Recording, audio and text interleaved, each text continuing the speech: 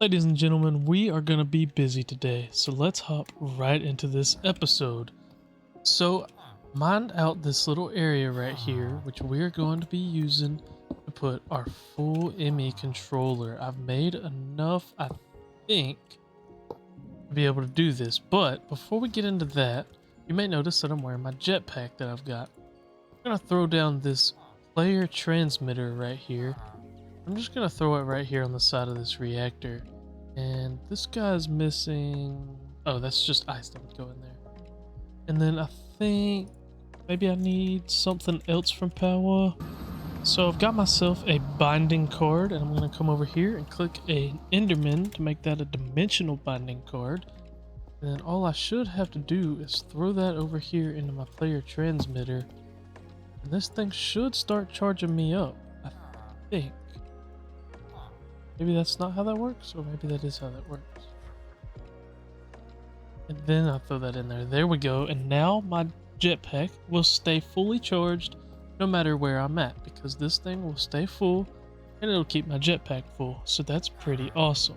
Now we can get to work on our ME system. Alright, so another thing that we're going to throw down is this ender cell. This is a spirited ender cell. And I'm going to need a battery for that. And with this battery, all you have to do is shift click it on in there and you'll see it'll say 0 out of 400 million FE. So that should charge. Oh, it's ran out of uraninite, that's why. Because I don't have it auto importing yet. But yeah, so that's all you gotta do is put that battery in there, and then once this guy's running, it'll start charging that up. I think I'm gonna go ahead and actually upgrade this all the way up to spirited as well. That way we're producing a lot more power. I got this ender cell going, it's getting charged up. I moved it over here and upgraded these all to spirited. So that's working great. And we've got our ME controller right here. And all I'm gonna do is slap an ender cell somewhere on this, just like so. And look at that. Tell me that's not beautiful. Tell me that is not beautiful. Man, that is awesome. So yeah, we're gonna get into probably some P2P networks. That's not what I'm gonna mess with right now. I'm probably gonna have to mine out a lot of stuff off camera, but I want to get into industrial foregoing. So this actually got added a couple updates ago. It's definitely something that we're gonna want because Apotheosis was added, and industrial foregoing is probably the only mod with a crusher that can keep up with it right now, because we don't have mob grinding utils right now. So we're going to have to start out, of course, with the fluid extractor, and then we'll go to the latex processing unit and whatnot. So I'm going to get everything ready for that. So these latex to put into the latex processing unit, we're going to need some fluid extractors right here. I'm just going to run some cables like this onto those and connect them up to power. So yep, they're connected to power. That's all fine and dandy. And then all I'm going to do is throw some logs in front of them. I've got a bunch of mangrove logs right there. So I'm going to throw that in front of them, and they should start producing latex. So that's awesome. You've seen how that works. I've done that in every mod pack that I've played so far, I think. So nothing special there. So I'm going to go ahead and get all of that set up, and then we should be able to progress a little bit into this mod. Alright, you want to get yourself a dissolution chamber, and you're going to want to power that guy somehow. But for now, I'm just going to slap it right here in front of this. And you're also going to want to grab yourself a bucket of latex, because what I'm going to want to do is make myself, not add-ons, but I want range upgrades. So I'm going to have to grab myself a bucket of latex, like I said. And the way that I'm going to do that is I'm going to have the latex pump into this tank instead of into my processor here for a minute. So all the latex should go in there. That'll allow me to get a bucket. By the way, just a little tip. Whenever you're using these fluid extractors, acacia logs are the most efficient. You get 4 millibuckets of latex per cycle or whatever. So every time this goes through, you get 4 millibuckets. And you can see that this is going up fairly quickly. And once it hits 1,000, we'll get ourselves a bucket of latex. And there's our range add-on, just like that. And I've got myself a mob slaughter factory here with an ender gate on top. I'm gonna come out 1, 2, 3, 4 blocks from there. I'm gonna throw down this blaze spawner that I've got. Got that from the nether, and since we've got apotheosis, I'm able to pick it up. And then I'm gonna want to give this thing a range upgrade so that it actually works. And there we go, it should start killing those blazes. And that will get us liquid meat, but what we want is pink slime. So that pink slime will be used for crafting recipes down the road. You're going to be using that in the dissolution chamber as well. One, to get your advanced machine frame, which is the big thing that we want, because in order to get a mob farm going, we're going to need this guy right here, the mob crusher. And that requires an advanced machine frame. So I'm going to need, let's see, not too much. I need one bucket of it. No, not even. I need half a bucket of it. But we're also, as you may have saw, going to need some netherite scraps. So the way that we're going to deal with getting some netherite is I'm going to come down here to the nether. Got me an RF Tools builder set up, and you know what we're going to do with this. I'm going to set a tag for Forge Ores. Just like that. And that should be it. That should be every ore in the game. It should be able to go like that. Give it some storage. Let's see, I brought some upgrades and then give it some power. And there we go. It should start getting me some ores. So since that's set to Forge Ores, it will mine everything. But that everything will include netherite. I've got a fortune card in there, so we will get lots of everything else that it mines. Oh, that's awesome. It's going to mine solium for us. That's cool.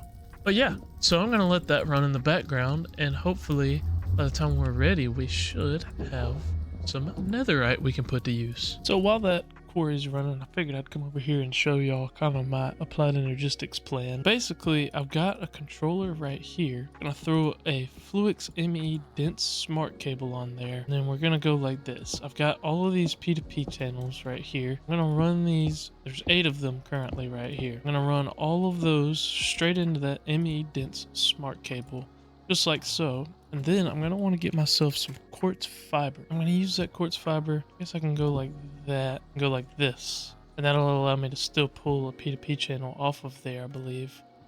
But it also will power this network. Now this network is holding a ton of P2P channels. We've got 8 total P2P channels, all holding 32 channels worth. So I can run networks off of this one right here. And let me just show you how this kind of works, because I haven't really shown this too much on the channel, I don't think. Maybe in Ola Fabric I showed it a little bit. But basically, I can run this ME smart cable here, and then this can carry 8 channels, so I'll have to run more, I guess. Can I use these ones? I don't think I can use the dense ones, but I guess what I could do is go like this. Run the dense and then hop off and run the smart like that to be able to put a P2P channel on. And then I can put a P2P channel on there and hook it up with these, and every P2P channel that comes off of that line will have 32 channels worth that I can use. So I can use that for storage buses or import buses or whatever I may need it for. And we've got thousands of possible channels here. I don't know what the exact number is, but I know that this one produces a ton of channels. It's a stupid amount of channels that we'll be able to use here, so that's pretty awesome. So I'm just throwing up a little area for some extra storage that we'll be able to connect to our ME network.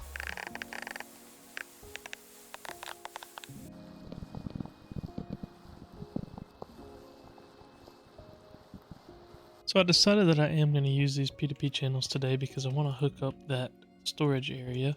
So basically the way it works is I'm going to take this this memory card here. I'm going to shift right click on this P2P network, and you'll see that this guy is on one of 2 channels. That's because there's a P2P channel all the way down here, which I'm going to click on like that. And it's going to say device online output side, and it'll show the frequency, which should match the frequency of the one up there. So now these guys are all online, and I can take just some regular cables here because I don't need dense cables all the way up.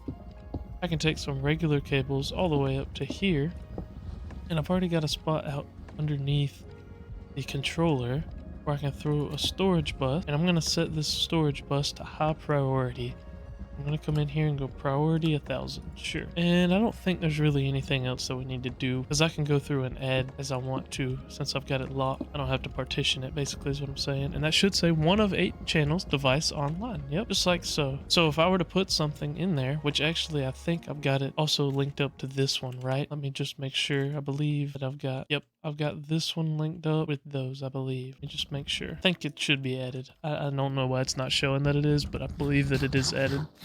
So I should be able to see all my emeralds, insanium, and coal in my ME system. Let's see here. Maybe not. Maybe it didn't edit. Maybe there's a range on that controller. Let's see. Or maybe, hear me out on this one. This one's gonna be a long shot here.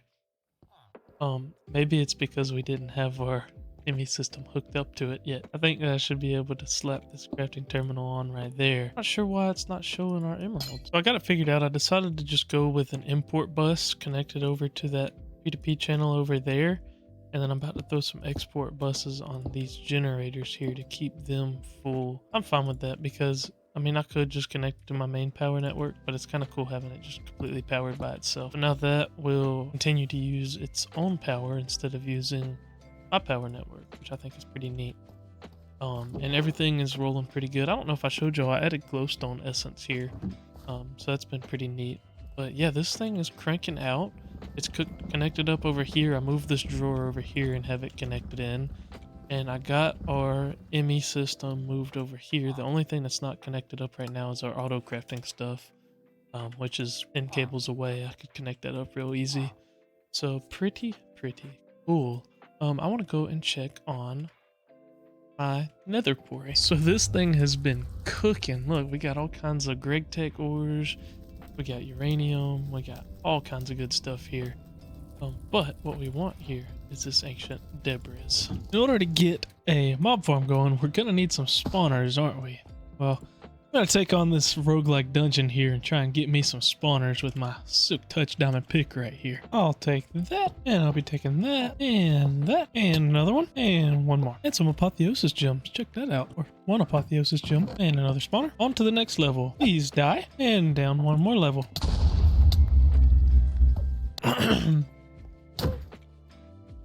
Well, that was one way to go, wasn't it? Oh, that's a wither skeleton. And on to the next level.